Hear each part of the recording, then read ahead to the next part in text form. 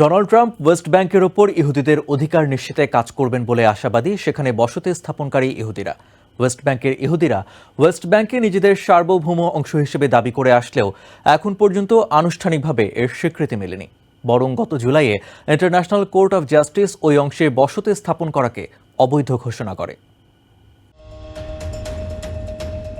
1967 সালে যুদ্ধে জর্ডানের কাছ থেকে ওয়েস্ট ব্যাংক জয় করার পর প্যালেস্টিনিয়ান ও ইসরায়েলি শান্তি অধিকার কর্মী এবং আমেরিকান পরবর্তী একাধিক প্রশাসন আশা করেছিল যে পশ্চিম তীর একদিন ইসরায়েলের পাশাপাশি একটি স্বাধীন প্যালেস্টাইন রাষ্ট্রের অংশ হবে। ইসরায়েল আনুষ্ঠানিকভাবে এই অঞ্চলটিকে তাদের মানচিত্রে সংযুক্ত না করলেও অবৈধভাবে দখল প্রক্রিয়া চালিয়ে যাচ্ছে, তাই আন্তর্জাতিক আইনের অধীনে তাদের স্থাপিত বসতিগুলোকে বেশিরভাগ দেশ অবৈধ মনে করে। গত জুলাইয়ে ইন্টারন্যাশনাল কোর্ট অফ জাস্টিসও এই দখল প্রক্রিয়াকে অবৈধ ঘোষণা করেছে।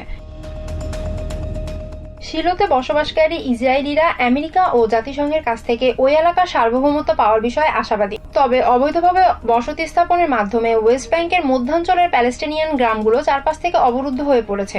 সরকারের অনুমোদন ছাড়াই এই স্থাপনাগুলো নির্মাণ করা হয়েছে বলে জানিয়েছে প্যালেস্টিনিয়ান অধিকার কর্মীরা। বর্তমানে ওয়েস্ট ব্যাংকের মূল এলাকাগুলো অবৈধ বসতি স্থাপনকারীদের নিয়ন্ত্রণে রয়েছে।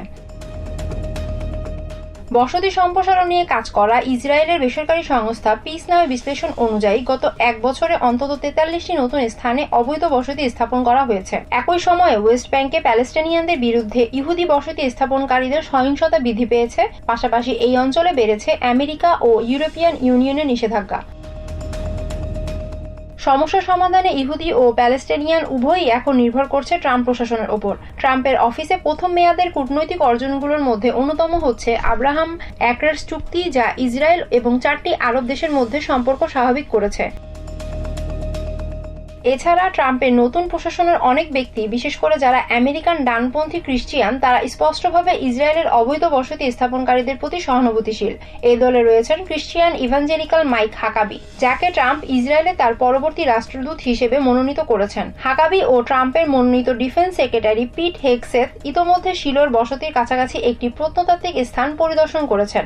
এই অঞ্চলের ইহুদিরা বিষয়টিকে ইতিবাচক হিসেবে দেখছেন। ট্রাম্প তার প্রথম মেয়াদে ইসরায়েলে অবস্থিত আমেরিকান দূতাবাস জেরুজালেমে স্থানান্তর করে বসতিগুলো অবৈধ দাবি করা ওয়াশিংটনের দীর্ঘদিনের অবস্থানে পরিবর্তন ঘটিয়েছেন। তাই অবৈধভাবে বসতি স্থাপনকারী এসব ইহুদিরা আশা করছেন ট্রাম্প প্রশাসন আনুষ্ঠানিকভাবে তাদের সার্বভৌমত্ব পেতে সাহায্য করবে।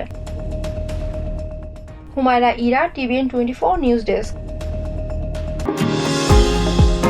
নিউ ইয়র্ক থেকে সম্প্রচারিত টিভিএন 24 টেলিভিশন বিশ্বজুড়ে বাঙালির কণ্ঠস্বর।